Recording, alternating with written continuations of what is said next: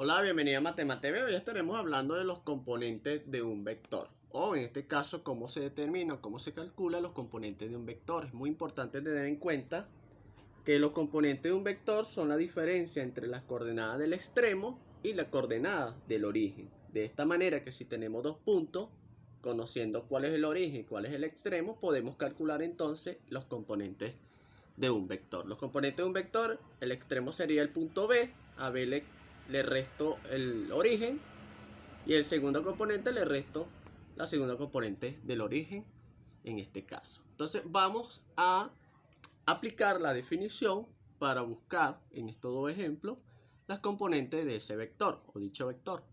En este caso nos dice que A tenemos como coordenadas menos 1, 2 y el punto B, que viene siendo el extremo, 3 y 4. Entonces tendríamos, aplicando la definición de componente, nos quedaría entonces extremo, que sería 3, menos la fórmula de componente, el origen, pero el origen es menos 1. Colocamos coma, en este caso extremo sería 4 menos el origen.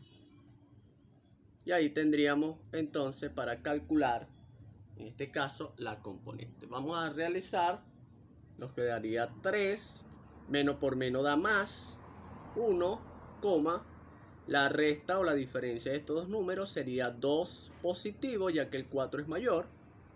Y por lo tanto nos quedaría, la suma de estos dos sería 4 y 2. Y ese sería la componente de ese vector. En este caso el vector AB. Ahora vamos a calcular el siguiente ejemplo. Igualmente vamos a calcular las componentes de ese vector. No se lo olvide, es extremo menos origen. Entonces sería 3 menos 6, que es el origen, coma, menos 2 menos 2, que es origen. Vuelvo y repito, extremo, origen, extremo, origen. Y es la diferencia. Por lo tanto, esto nos quedaría, la diferencia de ellos dos sería menos 3, ya que el 6 es mayor. Signo diferente se resta, se coloca el signo del mayor.